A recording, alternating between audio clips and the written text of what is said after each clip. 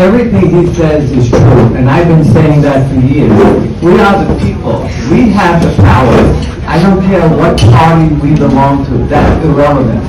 We have to speak up when we see something is not right, and especially in our school system.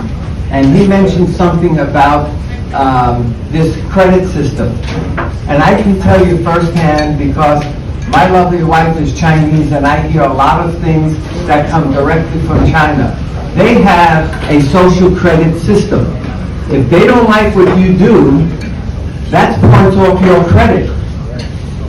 Then try to go get a mortgage to buy a house. America is going in the same direction. And you can look at my Facebook page. I post it all the time.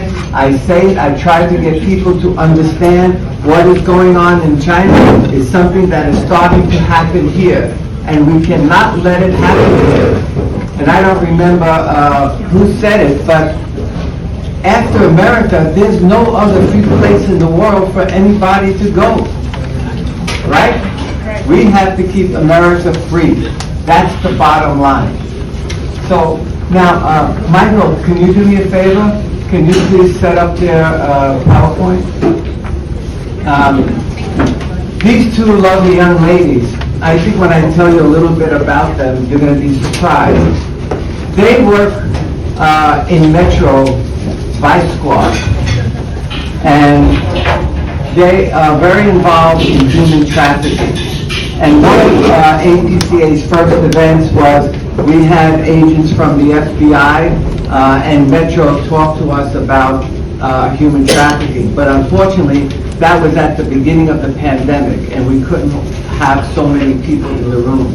But I think you're going to hear something that's very important, because if you didn't know it, Nevada is #1 in human trafficking. This is something we have to stop. We can be Sin City, but we don't have to be #1 when it comes to human trafficking. In fact, we need to become #1 in education, in healthcare, not in human trafficking. So, this lovely young lady, her name is Jenna, and this lovely young lady, her name is Cassie. So please, give them a round of applause. Hi everyone. Like you said, my name is Jenna Halili. I am with Las Vegas Metropolitan Police Department. I'm actually Southern Nevada Human Trafficking Task Force Coordinator. I just moved into that position. I've been in Metro for about 5 years working at the Family Justice Center, which assists victims of domestic violence, sexual assault, and human trafficking. So I just got into this role, and now we're excited here today to teach you all about kind of the generals of human trafficking and let you know some of the indicators and signs. Hi everybody, my name is Cassie Mateus. I am with Signs of Hope, which is a nonprofit here in Las Vegas. I'm specifically with our anti-human trafficking department called RISE. I am our training specialist, and so I do not necessarily work for Metro specifically, but I'm on the task force that Jenna coordinates, and I sit on one of the committees there, so I'm part of that team, and that's why I kind of work co-presenting today, so we appreciate the opportunity to be here with you all. Before we begin, we wanted to take a moment to thank everyone and honor you all for the invitation to join us in this event today. As well as when we enter this space and into your communities, we understand this is not an easy topic to discuss, and we wish to acknowledge that. There may be some survivors in the audience today, or maybe someone known to you. And we hope to be respectful of their experiences and of this content. And just a little disclaimer, if anything is uncomfortable or you need a break from the information, we give you permission to get up, grab a drink, or go to the bathroom, take a break outside, whatever you'd like. Okay? So we'll get started. So let's start with the definition of human trafficking. So just reading directly from legislation, it is a crime involving the exploitation of someone for the purpose of compelled labor or a commercial sex act through the use of force, fraud, or coercion. So there are two types of trafficking. The first type is going to be sex trafficking. which is the recruitment, harboring, transportation, provision, or obtaining of a person for the purpose of a commercial sex act, where such an act is induced by force, fraud, or coercion. The only exception to this is if the person is a minor, so under 18.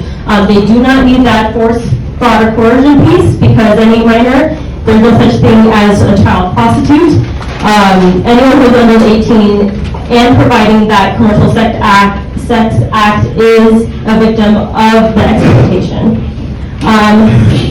Just an example of what the force, fraud, and coercion is. So force can involve any physical restraint or serious physical harm. This can be rape, beatings, or any physical confinement.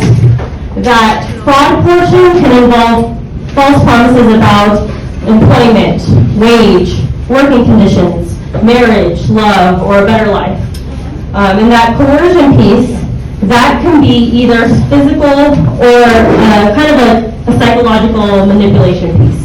So coercion, for example, let's say a trafficker puts a gun to a victim's head and says, I'm going to hurt you, or I'm going to hurt your children, I'm going to hurt your family. That's kind of the coercion manipulation piece.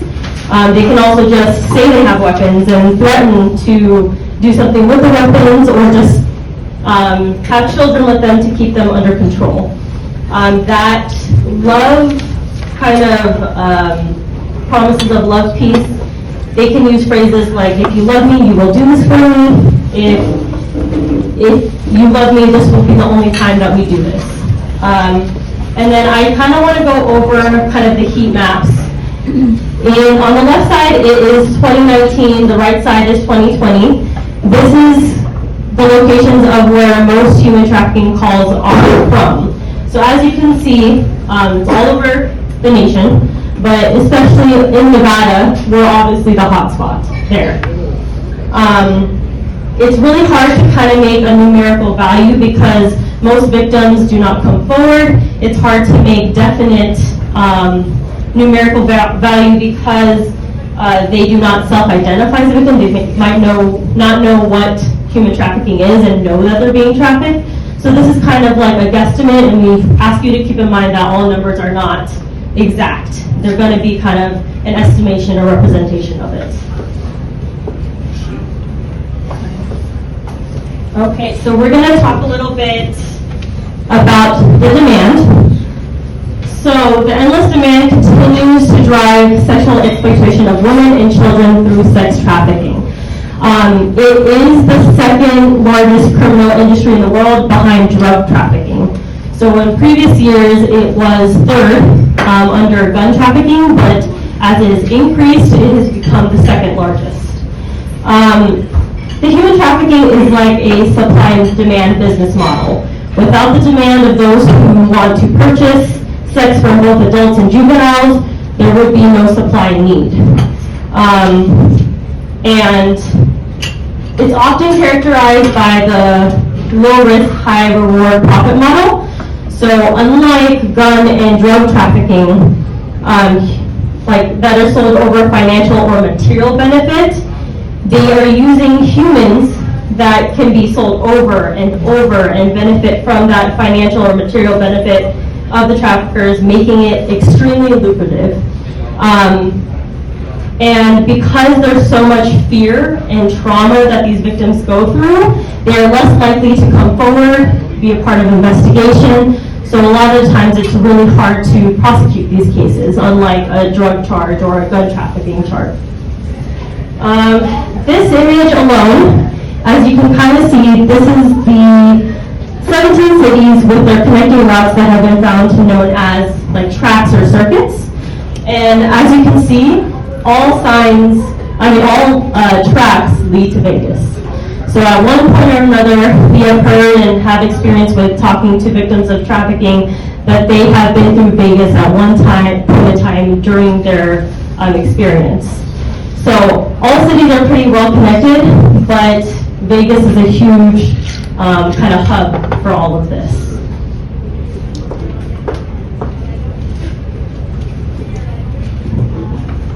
Okay, How many of you all know the difference between smuggling versus trafficking? Just offhand. I see a few. So these two words are being used pretty interchangeably in news outlets and our media, and so we always like to really clarify this kind of first off the bat. So the difference between smuggling and trafficking is that smuggling is against a country's border, their sovereignty. It is not a person's been smuggled and that is the same as trafficking. So smuggling typically is a consensual agreement in which it ends or terminates upon arrival at a destination. While trafficking is a crime against a person. It's ongoing. It occurs multiple times. And so we like to really make sure that this is understood in the general public as well as with our service providers that may actually not know the definition of this as well, because smuggling can very well turn into then human trafficking. And so by this, it makes individuals more vulnerable. If individuals are coming to a new country, to a new city, a state where they don't know the language, they may not have family or support system, may not have a job, the currency, this makes them more vulnerable to potentially being trafficked upon arrival. And so sometimes this looks like a couple different scenarios where an individual might pay a recruiter a sum of money to bring them to a country. Once they get to that country, again, the list of things that I said, they don't have a house, a job, maybe none of those things are set up for them. And so the recruiter says, well, I know somebody maybe in Las Vegas. They can get you a job. You can work for them for a little bit, and then you can move to wherever you need to go. And upon arrival to, say, Las Vegas or one of those 17 cities on that circuit track, individuals get there. That job is not what they thought it was. They're not paid the money that they were promised. They're not in living conditions that are sanitary. And then therefore they've created now this indebtedness where maybe that employer is putting up these individuals. They are fronting the money for a rent. They're giving them a place to stay, food to generally eat, and saying, you owe me money, and if you don't do X, Y, and Z, then I know where your family is. We still have connections to your home country. And that is where what Jenna was speaking about, that threat, that coercion piece really ends up happening in these types of situations. Or it could be that they don't have the money at all before they come over here. And they say, okay, great, well, once you get there, then you will then work for me to basically pay off your debt, and it's a debt that can never be repaid. And so again, we just really like to hone in on this because there is such a misconception in our language about how we use these terms and what's happening on the border, as well as just transnationally the difference between these two words. So before we play this quick kind of PSA campaign for an anti-human trafficking organization, this is really going to depict a situation of recruitment for labor trafficking specifically. I'm a big visual person. We like to use visual aids, we like to use videos. These PSAs from anti-human trafficking organizations are fantastic learning experiences. And this one with the labor aspect is really going to hone on this idea of one of the forms, which is domestic servitude. And so that may look like individuals who work in restaurants, who may be housekeepers, or home health workers, who may be nannies. And so we just kind of wanted to show this as just kind of settling into this space and getting a little bit more of a visual about kind of what we're going to kind of continue to talk about. If you need anything, we'll be in there.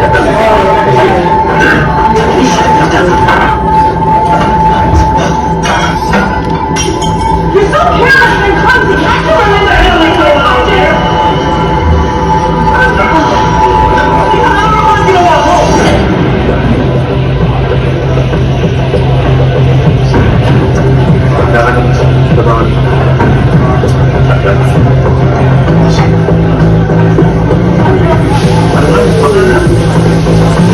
Oh ya, tengo el día.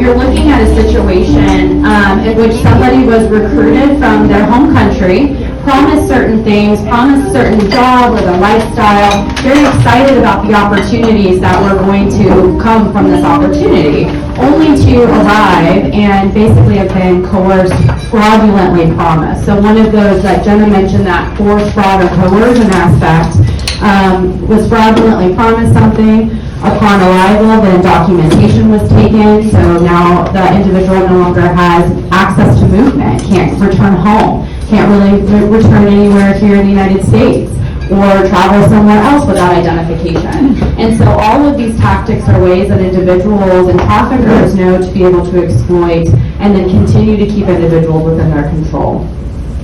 And so with that one, with the domestic servitude, labor trafficking kind of was the same definition of sex trafficking. So yes, the recruitment, the harboring, transportation, provision of a person, but it's for those labor services.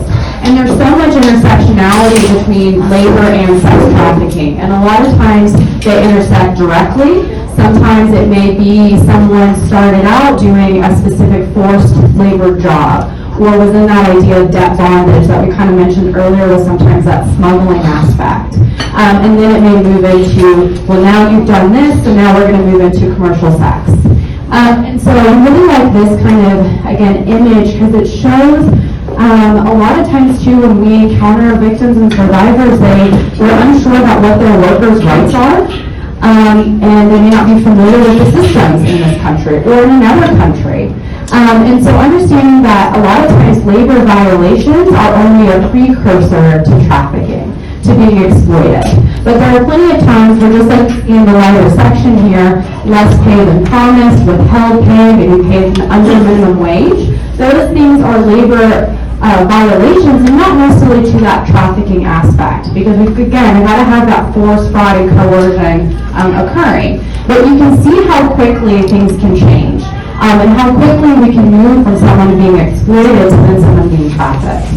And having high percentages of things that individuals who have been trafficked have stated, I was unable to move from work to my home. Maybe I was picked up every day, or I had to live where I worked. Maybe that is being deprived, disoriented. Isolation is a huge tactic that individuals use. Traffickers, just like those routes that we mentioned earlier, and you all saw that picture, they're very transient. And they're transient for a couple of reasons. A primary one is so that law enforcement does not get involved. Because it's usually not a matter of if, it's a matter of when a criminal case may occur or when someone may be arrested. And so they tend to move around quite a bit so that law enforcement doesn't become super familiar with them. It could be to, again, just orientate the victim so that they can't figure out enough, build enough of a community maybe with where they're residing to be able to find a way to go home, or find a way for service providers to get involved, medical staff, victim service providers such as ourselves who may come into contact with them. They've also, again, experienced threats or use of violence and intimidation and control. And so again, I kind of mentioned the intersectionality. So these are some of the environments that kind of we are looking at when we're talking about both sex and labor trafficking. So for sex trafficking, some of those are street prostitution, or street having individuals be trafficked out on the street, such here in Vegas as the Strip, or Fremont, or Tropicana, or the Border Highway. Having individuals be forced to work in commercially fronting brothels or residential brothels. They may be being trafficked online, so through pornography, a lot of exotic type of websites.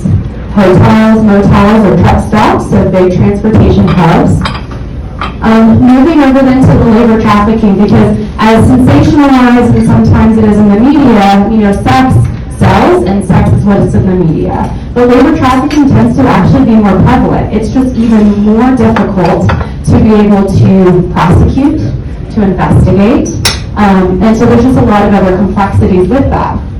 But some of the environments for that could be like we saw in that PSA video, someone's home, farms, ranches, fisheries, construction sites, factories, neighborhoods, other public places, hotels and restaurants.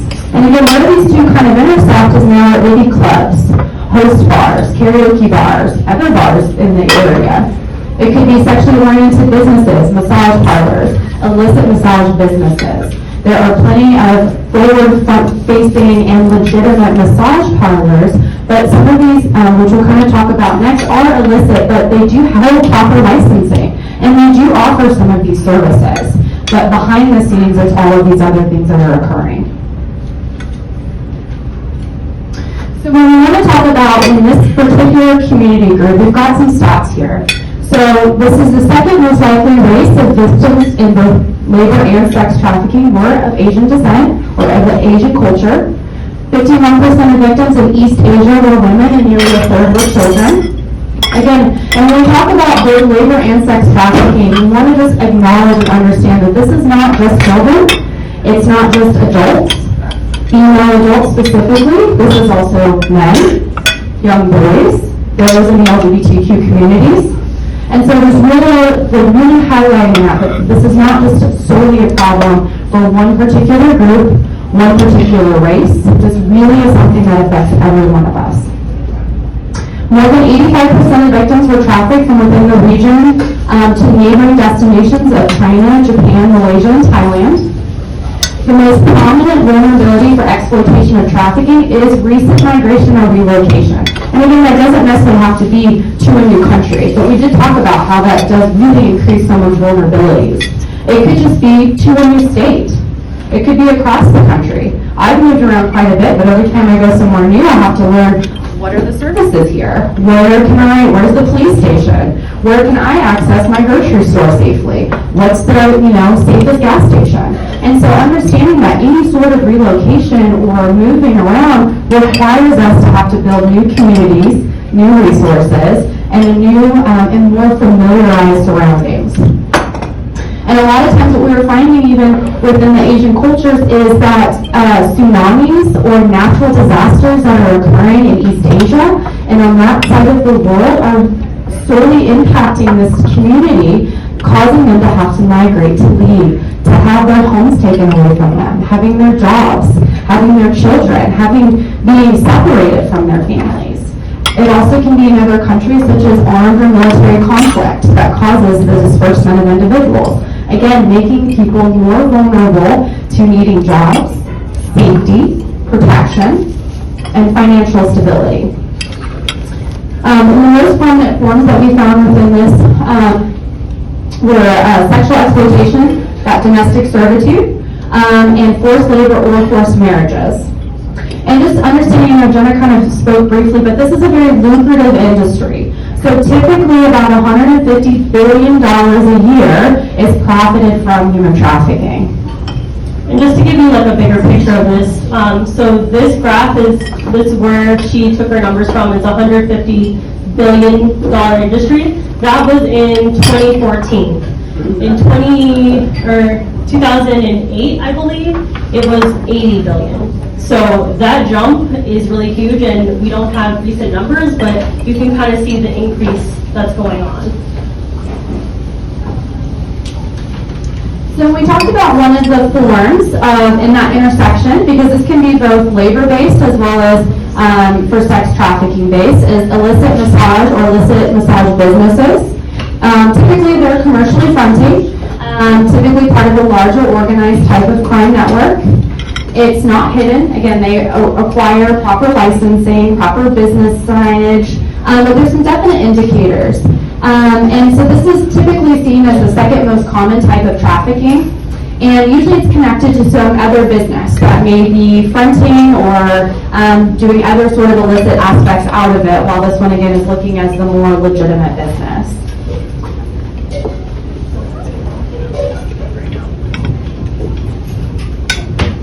And so we kind of mentioned a few things about recruitment, but specific recruitment tactics for sex trafficking could be, again, that false promise of love, a relationship, a family. I worked with a survivor who started dating a guy super quickly.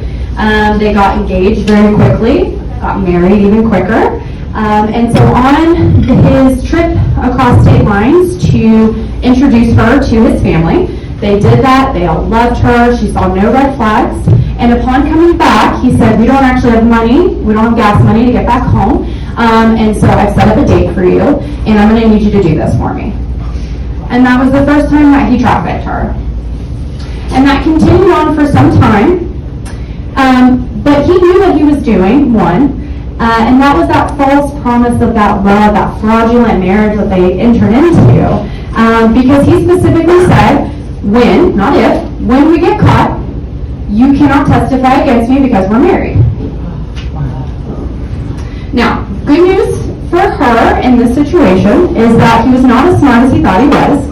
And in the state that he was prosecuted in, that law did not apply. And so she testified, and he was federally prosecuted. But these individuals, these traffickers, believe that they're smarter. And a lot of times they can be. They think that they're smarter than police, they're smarter than victim service providers, than the neighbors who may be next door to them. They don't know what's going on, or they won't say what's going on. They're going to keep to themselves, everyone's going to mind their own business, and no one will ever know what I'm doing, even though people see what I'm doing. They do that by seduction, that love bombing, grooming, this glamorization. There's also some good things. There's some luxury items that come out of this lifestyle of being in the game. And there's some benefits to this, and so they glamorize that. They use social media platforms, dating apps, and advertisements. They may prey on individuals, especially youth, this idea of survival sex. A lot of youth can't work. They may be under the age of 16 and they don't have a job. And if they're foster care, runaway youth, unhoused youth, then they're doing anything that they can to maybe get food, a place to stay, those new shoes so that their peers don't make fun of them and they don't know what their lifestyle is like and what's happening at home. And so this idea of survival sex, a lot of traffickers end up preying on these individuals, especially in youth. And for labor trafficking, again, we've got those false promises of what your job is actually going to be. If it's legitimate or not. Or if it's, I didn't know I was supposed to do that. Or I'm not going to pay you this amount. These false contracts that you can't get out of with these loopholes or lack thereof, and this fine print that says, you will do X, Y, and Z. Family or peer recruitment is huge. Individuals that may think that they're giving their children off to a better life, only under the guise of maybe a faith-based organization or some other organization that's supposed to be helping board their kids, and then ended up exploiting them. And then counted again, family members, peers, acquaintances, job recruiters could be in the recruitment field. There's those threats and force, that smuggling-related trafficking, cultural differences as a means to exploit. That's a huge one. And then systems can't be trusted. It's only community. We can only trust individuals who are like us, who are from where we're from. And that's a lot of time where those false job recruiters are really preying on. Because I would rather get a recommendation for whatever if I know the person, or if I know that they're someone that I think I can trust, or my family's cousin can trust them, only to find out that maybe even they were led astray. So some of just the basic red flags we'll look at sex trafficking. And these are very, very general, but it could be that there's unexplained injuries. And this is really going to come more so with someone that you may be interacting with more often than not. Maybe not someone that you just see walking down the street, but if you see someone walking down the street who looks and has a ton of injuries or is visibly trying to get to a hospital or something, again, this isn't like, oh, I think they're being trafficked, but we all have a responsibility to take care of each other. And whether that may not be a safe place for you to get involved, can you call someone else? Can you call law enforcement to come help to make sure that you also stay safe? It could be this idea of branding or tattoos. It could be, especially here in Vegas, it could be multiple hotel keys. It could be technically large amounts of cash or chips. Again, we're seeing a lot less of that sometimes because of Venmo and Cash App and Bitcoin, so it may not just be someone's rolling around with a lot of cash. It could be individuals that are dressed that is inconducive to an event or the weather. So not just because you think they're dressed inappropriately, but maybe it's freezing outside and this individual doesn't have a coat. That doesn't have a good coat, doesn't have a coat. Or it's super warm and this individual is wearing sweatpants, a long sleeve shirt, and you're just like, it just, something seems a little off there. It could be individuals that are sleep deprived. Maybe it's a coworker, maybe it's your child, maybe it's a friend. Someone that says that they've been out all night, they've worked late hours, My husband's in the military, he does shift work, so law enforcement as well, factory workers, they all have multiple shifts, but you start kind of noticing some of these things. Or, I know that you said that, but something else also doesn't ring super true. I got a gut instinct here that just seems like something's wrong. They may be seen specifically, again, with multiple males throughout the night. It could be while you're down on the strip, while you're out just in your community groups. It could be someone who, again, avoids eye contact, always has somebody with them, male or female, because a lot of times male traffickers are not specifically always with the victims. It can a lot of times be a female, because it's a lot less shady looking sometimes to see two females walking around. But that person is the one who's monitoring them. And again, not forgetting labor trafficking specifically. When you go into places of business, be looking for these things. Individuals, again, if you know somebody, a neighbor, and all of a sudden, you saw that they looked super healthy one day, started a new job, it's been a few weeks, and now you're seeing them and they've got injuries, very malnourished, having some different signs, they're not speaking to you anymore. They're withdrawn. They always have somebody with them. They're being picked up regularly. Not like, hey, we're trying to save on gas money and we're carpooling, but someone is regularly picking them up. Cameras have gone up, and not just we all have a Ring doorbell, but now there's cameras all around the house. You're having individuals state that they can't leave the home. They don't have their identification documents. They don't have insurance, which again is not the craziest thing for a lot of people not to have, or to pay cash for things. But just in the totality, when you're putting some of these pieces together, is to just kind of recognize that these are some things that make individuals more vulnerable. There's plenty of times that I leave without my credit card or my ID, but it's not because someone is withholding them from me. I don't have to go and ask my husband for my documents or for my identification. And again, if anyone mentions that they have a debt that they can't pay, we all have mortgages or car payments, credit card debts that loom over us in various amounts. But having this idea of just like, I have a debt, I have to pay someone, I have to, loan shark, whatever the case may be, a lot of these different terms could be indicative that this person has that kind of coercive aspect to that. Okay, let's get into the experience that victims have. So we talked about a lot, the debt bondage, never being able to pay a debt, blackmailed. So I had a victim once, and he had taken pictures of her doing indecent things, and when she tried to get out of the life, he said, if you don't come back and work for me, I'm going to send this to your family, I'm going to send this to your work, and he did. He sent it to her work, she got fired. She was able to report it because in Nevada, that's considered a crime, a felony crime, to send indecent pictures. But that's kind of like an example of being blackmailed in these areas. There is intense psychological coercion and manipulation. They're heavily controlled, monitored, isolated. One of the big things is that they may not be citizens. So there's language barriers, there's limited knowledge of their rights, of the law, and usually the trafficker takes advantage of these things by saying this is what the law is, or law enforcement's never going to believe you, or we can't trust law enforcement, kind of us against the world. One of the biggest things is they live and work in the same location, or they're controlled at a secondary location.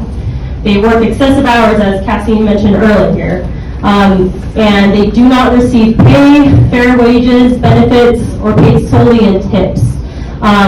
Like Cassie was saying earlier, a lot of the idea is glamorized, so they may have these nice clothing, nice purses, watches, but they don't have any money of their own. It all belongs to the trafficker. The trafficker has control of the money, and they have the power to give them these nice things. Sometimes they're rotated to different locations or businesses every 2 to 6 weeks. They're rotated in order to provide fresh faces to buyers and exert control over the victims, not allowing them to bond with certain people or feel comfortable and familiarize themselves with their environment. So that's constant in a place that's unknown and people they don't know. They can feel fear, shame, and guilt. a lot of the times, more often than not, it's not your typical kidnapping and they're in trafficking. It's like Cassie said, there is a coercion, there is manipulation and promises of love, marriage, and sometimes when you get tricked, I mean, all of us feel it. We feel shame, fear, and guilt. I don't want to tell people because it was my fault, even though if it's not, but I'm the one that got tricked. So there's a lot of that, and there tends to be a lot of racism, classism, sexism, and immigration status. So why someone may not report or seek help? Like I said before, language barrier is a huge thing. They cannot understand what their rights are, and even if they do go to the police, can they communicate with them? Do they know that there are interpreters or translators? Most of the time they don't.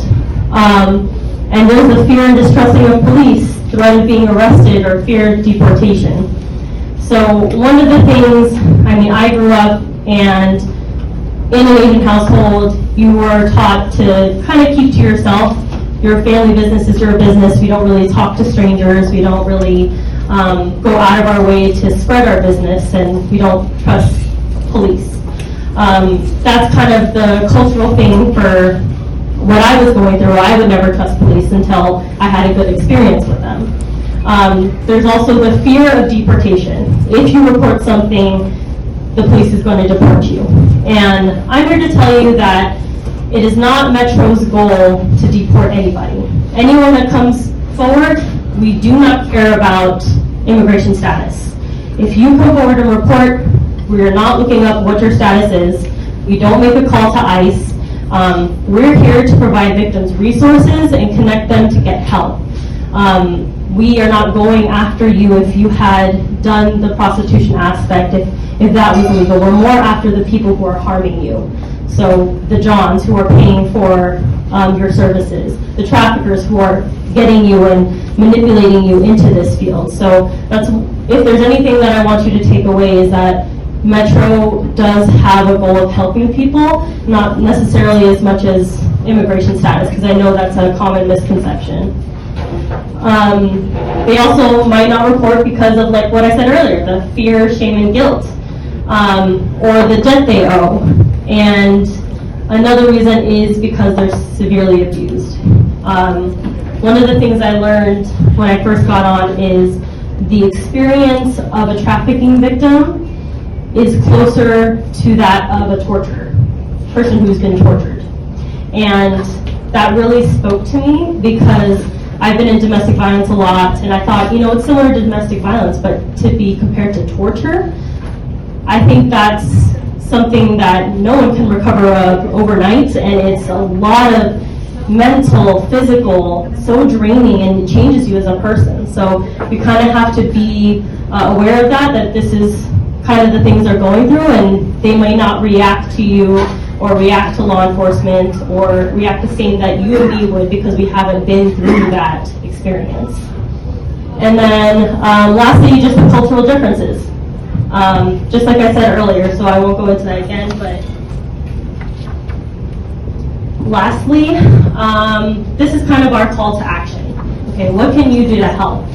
So firstly, know the signs of human trafficking. We spoke about it earlier, but if you don't know, come reach out to us. We can give another presentation to your organization or do your own research. There's a bunch of material out there that you can learn from that is very indicative of all the signs, and I would ask you to be the most educated on it and learn on your own. The second would be to report a tip. I know it is very hard to take it upon yourself to get involved in another person's business. We're not asking you to go punch the trafficker in the face or jump in front of an incident, but you can be the best witness possible. Call a tip in, memorize license plates, descriptions of both the trafficker and the victim. Things like that are super, super helpful. And there are two ways you can do it. If you do not want to be identified at all, you can call Crime Stoppers Anonymous. Or if you don't mind being identified, you can call into our Vice section with tips. The phone number and email is there. And it's not manned 24/7, but they're pretty fast about getting back to you. And then just real briefly, so our RISE local hotline is here. Jenna and I brought, we'll talk about the last kind of piece. We have flyers, we have cards for our task force that have kind of tips that have all these numbers on it, how to be a good witness. We have also our RISE cards that show some of the services that we provide for individuals who are identified or who have ever experienced trafficking. So it doesn't even have to be they recently experienced it. It could be someone that experienced it 20 years ago. It's for both adult and juveniles for sex or labor trafficking.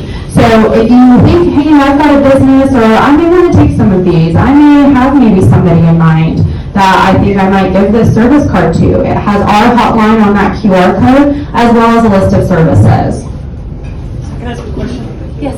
Like the PSA video that we watched, the guy that had some doubt that what was going on in the household, he could observe as much as he could and then go out and call either of those?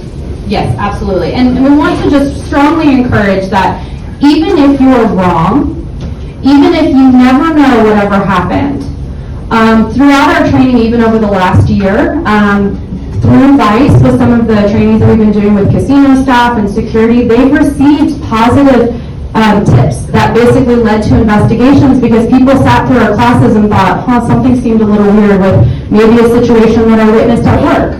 One was I witnessed something with my kiddo or my kiddo's friends. One was a bank teller that had an encounter and thought, man, that situation seemed kind of weird, and just called in a tip. You're not going to be penalized or punished if it's wrong. We hope you're wrong. But in the event that you're not, let VICE be the ones to do the investigative aspect. That's their job, their role, and all you guys are being are fantastic bystanders, great community members, and you're helping to protect people in your capacity. Yes. My understanding is that next year when the Super Bowl is here, there is a high expectation from Metro about the trafficking is going to increase. Can you address that, please? So I don't know the numbers, but it is true that during big events like that, it does increase. I believe last Super Bowl weekend, they did like an operation and they arrested, I believe it was 75 traffickers during that off, and so it's kind of like all hands on deck. But the tough part about being in Vegas is it's Super Bowl weekend every weekend. There's always a convention, a movie star coming in, a performance, so it's kind of hard to always be at that high intensity, but it's definitely something that VICE puts on their radar. Like we also have Formula One coming. That those are huge events that we are trying to prep for, and that's why it's really important. You know, we can't catch everything the same day, but if we have witnesses, if we have tips, things that we can follow up, it's really about our community coming in and helping us with that. And just going with that, with what Jenna said, is because every weekend here we are a very unique city, is also keeping in mind that it's not just Super Bowl weekend that we all need to pay attention. It's all the time. Individuals don't have to be moved from their homes to be trafficked. Plenty of kiddos, plenty of adults are trafficked in and out of their homes. They go to school regularly and no one knows. The teachers don't know, their parents don't know, their friends don't know. And so we just want to leave you at least with that aspect, that while it is a huge weekend and they are doing some very proactive measures here in Las Vegas, we need to be consistently aware of things all the time. One more, sorry. What does a house that's being used for trafficking or a business that's been used for trafficking would look like, or might make you consider it a place? Sure. So for businesses and even sometimes I train property managers. And so a lot of times think about whether it's an apartment or a house. Again, kind of some of the things that I mentioned. We all have a lot of times security systems of some kind. That's not an uncommon thing. Everyone, I swear, has a Ring doorbell these days. So again, those are not necessarily uncommon things. But maybe for a business, it's that the person has to be buzzed in. And this is not necessarily like, hey, show your badge. This is a certain clientele, maybe at all hours of the night, businesses that typically are not working 24 hours a day, might be open regularly. It's a house that maybe, you know, if you have kids next door that are college kids that are consistently having people over, okay, maybe not that big of a deal, but you're seeing high levels of traffic. But you have an adult house, maybe you don't ever see who's inside the house, but you only see a couple other people come out. Like we mentioned, people are rotated regularly, so you're seeing multiple people in a home that maybe it's only a one-bedroom apartment, but you know that 7 people. people are living there. And not like my family's having a hard time or they're visiting, but 7 adult people are living where they're working or living in a small, you know, unit or a home. Any other additional bars on windows, again, that could be a safety thing, but I've worked with plenty of human trafficking survivors as well as domestic violence survivors that cameras are inside of the homes, that they get locked into the home. Locks are on the interior side of things. And so again, high levels of traffic, people who may be showing up in Ubers, taxis that are staying for short increments of time, 30 minutes, an hour, and you just start to kind of recognize, like, I may be kind of nosy, but like something's weird here, right? And so again, call those things in. They may be nothing. It could just be someone who regularly has people over, but that's probably an unlikely piece. So again, just kind of noticing things, or if someone moves in next door to you, say to the house or apartment, and they start putting up a ton of security, maybe the back door is being utilized. In my own home, I may not go through my front door, which is not uncommon, but I'm not going to have strangers come and meet me back, you know, on the other side of my house, or crawling through a window, or whatever the case may be. Any other questions? I just want to know, what's the incentive for these guys to traffic? Who's paying them? Money. Money. Where's the Like money coming from? the buyers. The buyers. So So there's an evil person wanting to do what he does. Tons of evil people. Tens of thousands. yeah, and you know, as And people trying to profit off of them. Pedophiles and et cetera. It's really anybody, and that's the message we also want to state, is that a victim can be anybody, a trafficker can be anybody, a buyer can be anybody. It can be one-time thing, it can be someone who maybe does this consistently. And so that's what sometimes makes identification super hard, because it may be public officials, it could be your neighbor, it could be someone who maybe is, you know, on an offender list, who is a career criminal. But it could be somebody who also maybe has never delved into this before, has a very clean record, and maybe this is kind of their, again, their vice, yeah. There's tunnels all over America, aren't there? That traffic all these kids.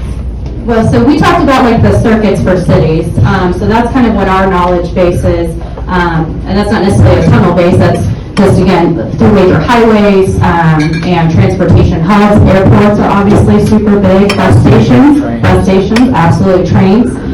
So public transportation where it's in public, where people are very transient, where they're going multiple places, where maybe I had money to buy a bus ticket, but now I don't, something happened, maybe I got robbed, and now I'm trying to get somewhere and I don't have money. So someone approaches me and says, well, I'll help you get some money, we'll get you to your next, I'll give you a ride home, and it kind of goes from there.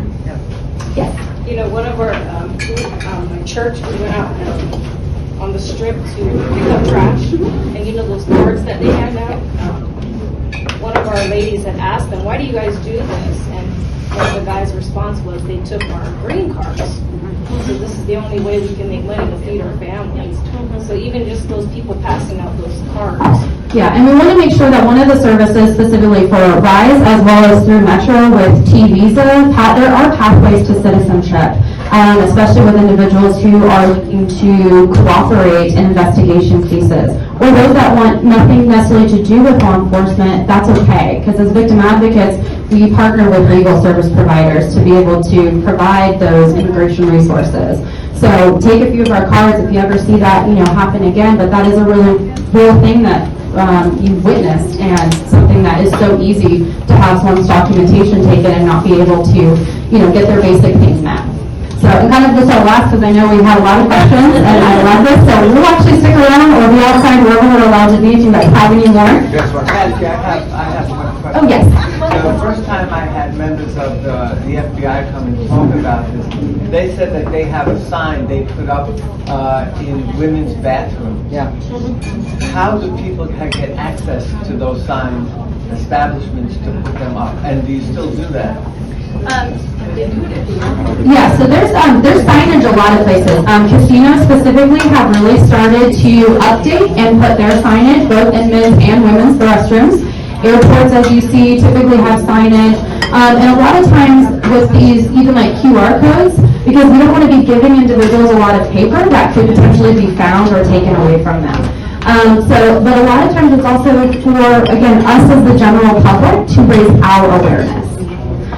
Because again, a lot of times victims are not necessarily going to be identified. They don't self-identify by looking at signage. They could, it is beneficial, but it's for us to really be paying attention so that it's always a reminder for the public, what are the resources, what's the hotline, who can I contact? And so that's really kind of that push for that, and you will see multiple businesses. There are plenty of, if you just even go online, other people are creating their own signage with just like the National Human Trafficking Hotline. So we don't specifically just create like signage, but we have access. And one last thing, if you do want to volunteer, we are looking for language specialists. So, like we said, they're any type of person from any country. We do need people to translate for us. So if anyone wants to be a language specialist, please pick up the flyer and you can come volunteer with the RISE program. Thank you.